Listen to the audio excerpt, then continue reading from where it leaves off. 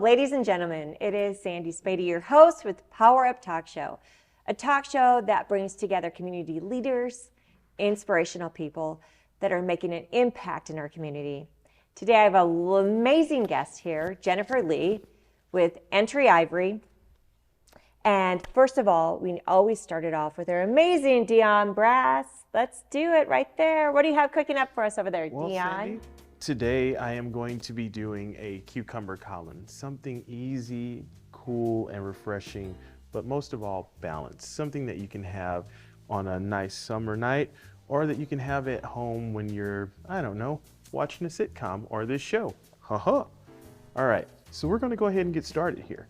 I'm going to start out by using some fresh squeezed lemon juice. I'm just going to go ahead and pour that. And then our next ingredient is our St. Elder's elderflower liqueur. Now this stuff is wonderful. It makes a great sweetener. It's also really good with strawberries, cucumber, any fruit or vegetable that you can think of in a cocktail. This would definitely complement it, and it's a wonderful sweetener.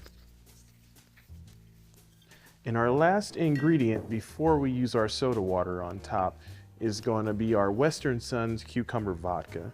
Now this is, I mean, for all intents and purposes, you can always infuse your own vodka with cucumber. It's really easy, only takes about 6 hours in the freezer and you have cucumber vodka. Or you can buy this guy and save yourself the cutting and the freezing and all of that stuff. And then we're just going to give this a quick shake. Now we're not shaking this with ice because we have ice in our glasses. We're just shaking to emulsify and aerate.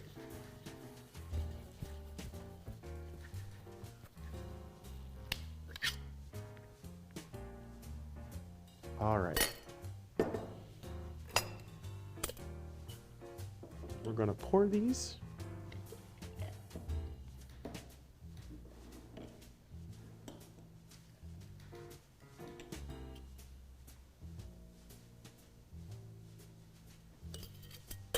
And the last thing we're going to do is add Fever Tree soda water. Now I love this soda water because the bubbles are pretty tight and it lasts a long time. So even if you refrigerate it, the cap fits right back on it and it lasts forever. And as you can see, it's very bubbly.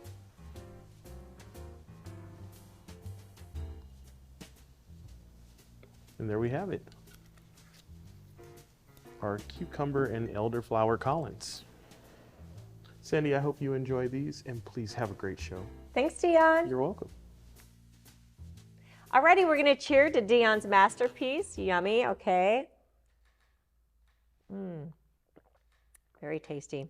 I am very excited to introduce this entrepreneur, a wonderful mother, and the owner and CEO of Entry MV. Wow, yay. 2 years, right, Jennifer? 2 years. 2 years you started this journey. It has been a journey. It is a big, deep breath. Wow, yes. Jennifer, share with the audience the journey. What made you leave corporate life, right, to start over your own business? You know, it has been a journey. I don't think it's certainly not what I planned. Didn't go to college to say I was going to own my own company someday. In fact, I never really wanted to, ever. I was terrified of management leadership as I was growing up. I was terrified of ever owning my own company. And it turned out my first job out of college, I was a manager. Walked out of college and all of a sudden I'm managing people. And I loved it and I was good at it. But the difference that I learned early on was that when you grow up and you are naturally a gifted leader, it's lonely. It's lonely at the top starting at age 6. It's going to be a book someday because you are kind of swimming the opposite direction of everybody else. And you're labeled as bossy and a tattletale and a brown noser. And all of those things in corporate America as you grow up are leadership and customer service oriented and high integrity. And so I go through this journey of doing really well in management for 20 years, working for professional services. And then life got turned upside down, and somewhat by choice, but in January of 2020, I left a marriage that I'd been in for a long time. I had two girls that were 10 and 12 at the time, and that rocked everybody's world. And it's like taking your life and taking, shaking it up in the shoebox and flipping it back over, and you have to put it back together. And what came out of that was something that certainly is the company that I have today, but that wasn't the plan. It was survival mode. It was protect the mental health of myself and my kids. It was during COVID. I mean, I left about 2 months before COVID started, but we know that rocked everybody's world. Enough said, right? And in the meantime, I was remodeling a house that was a fixer-upper because I moved out of the one that I was in, and that was the kind of beggars couldn't be choosers type situation during the market of COVID. So I spend all night long at night remodeling the home, room by room. I spent all day long managing a law firm, and I was about 80% of the way done with the remodel, and I got to the front porch, the outside of the house, and I'm a huge believer in just first impressions and needing to feel good about the space that you walk into, wherever that is, whether it's your office, whether it's a party, Thanksgiving dinner, your own home. And I came home every day after kind of going through a year and a half of a lot of that upside down life of not feeling great about the home that I was living in. The inside looked beautiful, but the outside didn't. And so I just thought, well, okay, I'm out of time, energy, and money, but there's got to be some ways to add curb appeal. And so how do you do that? And so I decided to paint the garage door, paint the front door, replace the light fixture, fix up the front porch a little bit, and move the darn house numbers that were above the garage door. They were old. They were shaded by the top of the garage like the eave. They were falling off. You couldn't see them. And so I started Googling modern house number signs. And that was how this whole thing came to be and the snowball effect. And so then it became a question of I knew I had a company that I could run with. And there's people who have ideas every single day. 95% of people don't do anything with them. And this was one of those moments that it was like, okay, I can see it. Do I have the guts to do it? And I think that's all it comes down to is courage. So it was courage to start the company. It was courage to believe in myself and that I could take that company and make a living off of it. And I didn't quit my corporate six-figure corporate income job until about 12 months after I had come up with the concept of it. I put my notice in a few months prior to that, but it wasn't a complete blind leap of faith. It was just like, oh, I have a random idea, and let's just do this. So then I jumped, and that was in April of 2021 when I started the company, or when I came up with the idea. I launched the company in October of 2021. I left my corporate job in March of 2022 and have been full-time in it since. I love that you took something that made you feel good inside, right? Yeah. As a woman with a storage room full of holiday decorations, it's the little things, right? Like the front of your home that brings you joy. Yeah. And I love that you found a niche that brings passion for you, but you know it helps others. Yeah. Other women that have gone through change, like myself too, 5 years ago, I just started over. It's like you need the little things that make you keep going, right? That, like you said, the decorations at Thanksgiving, the front door, painting the door, but it's the numbers, right? Something so simple that you research and you like, that made a difference. Yeah. Now, starting out, like you said, you had everything lined up and then you really launched it a little bit afterwards before you 100% quit your work. There's so many women out there that are entrepreneurs that are where you were, right? Where you were. What advice can you give to these entrepreneurs that they're where you were that minute before you started? What advice can you give them to take that first step?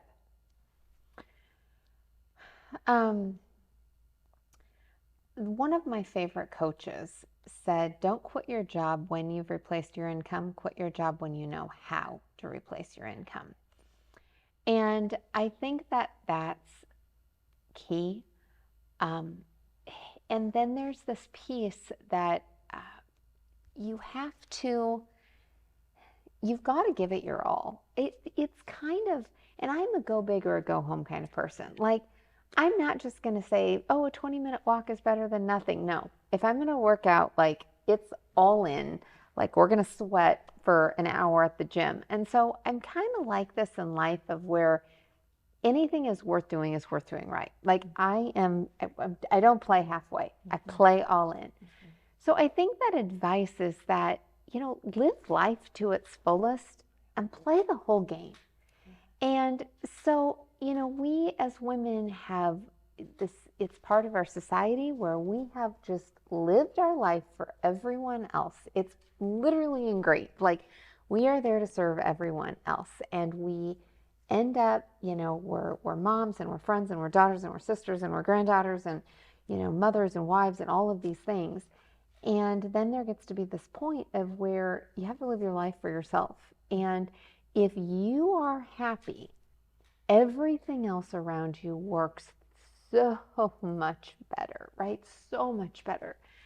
And so I think, I was 43 when I took this leap of faith and started a company. And I was, a year prior to that is when I had gotten divorced. And so 42 is when I kind of flipped life upside down. But it was the first time that I felt like I was living life for me. Like, I wanted to be happy. And, my children are thriving. It's the messy middle, I think one of the divorce lawyers said. And I certainly don't advocate that that's the path that you need to go down to be happy. But you have to be happy. You have to put your own oxygen mask on first. And you cannot make anyone else happy. You just have to be happy. And you draw people around you that I think that naturally are. Yes. And you just made me think of another question, is that it's once you find that happiness and it's that shine, that spark that people see. And they're like, I want what she has. Yeah. I want her motivation, her desire, her passion. And that's what brings, people to your business, to you, right? And I know you mentor a lot of women. She helps me out a ton. She's an amazing human, amazing mother and friend and entrepreneur. With all the women out there that are overwhelmed being a mom, right? What advice or what is it that you did or worked for you being a mom, starting a business, working all the time, being happy, but yet there has to be a balance. What advice can you give to any mom out there that is going through a divorce, that has a great product, a great service, and they're trying to manage everything? I'm going to go back to our societal sort of issues again. And if you go back not all that long ago, families lived together. Many cultures, families still live together. The old saying is, it takes a village to raise a child. And I joke and I say, if that's true about a child, it takes a city to raise a founder, because this is the hardest thing I've ever done. But, we have gotten this sense of independence, and I am highly independent. There's no doubt about it.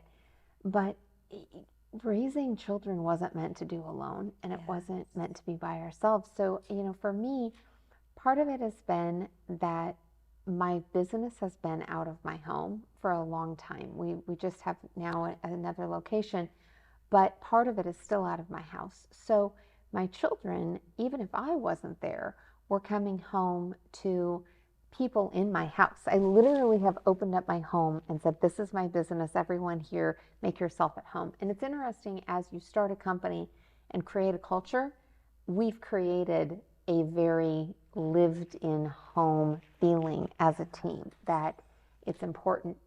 But it was important for me that my kids felt that. I didn't want them to come home to an empty house and mom was at work again and no one was there. And so I think rely on the people around you. Don't be afraid to ask for help. But I also think that feeling that there is a balance and you get it right doesn't happen. It doesn't happen. You have to get over the guilt, and you have to, I guess for me, I have to believe that everything that I'm doing is for my children. and I communicate that with them. I am very open about the journey and why I've made the choices that I did. And I remember when I told my girls that I was leaving my corporate job and I was going to go full time in the company, my youngest daughter said, "Mommy, what happens if it doesn't work?" And I was like, "Great question, right?" I said, "Mom goes back to corporate America and gets another job. I'm highly educated and highly employable. That's not going to be a problem." I said, "I'll always take care of you." And I think that all the kids need to know is that they are loved and that they are cared for and they have what they need. They may not have everything they want. I mean, we had a big conversation when I took the shoebox and flipped it upside down and said, we're living on a different budget. Life's going to look different, but they're good. So I think it's lose the guilt, ask for help, communicate, set expectations, and help them understand the journey and where that end of the rainbow is at, which is the same way that I get through every day. Yes. I love that. And I love that you say, you'll get a job. I coach with a lot of entrepreneur women, and I'm like, the worst thing you can do if it doesn't work out is you get a job. You have experience.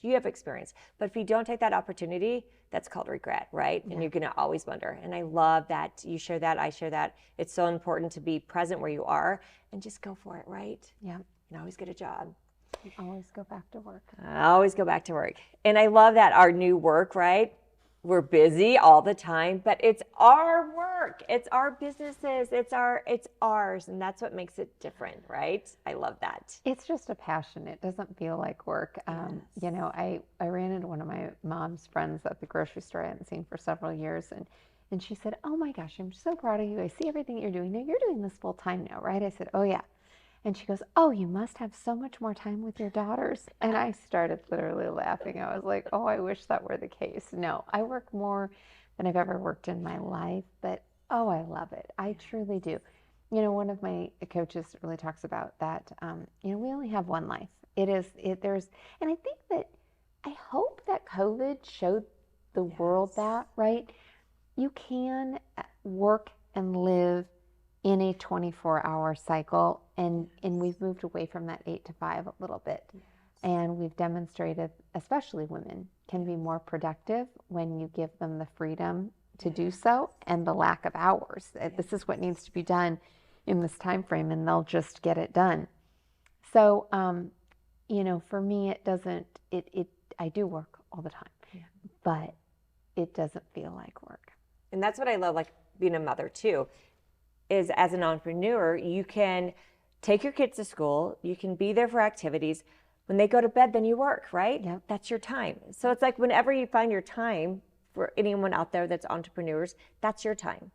So if it's at night, being creative, you can still do what you want to do with your kids, but it's that time and it's your business, right? Well, and it's a little bit like you're not a mom from 8 to 5, right? Yes. You're not just an employee from 8 to 5. Yes. It goes back to that whole like one life thing. Like, why have we treated a job so differently, right? We have one, we do it all hours, and yet you just find the time.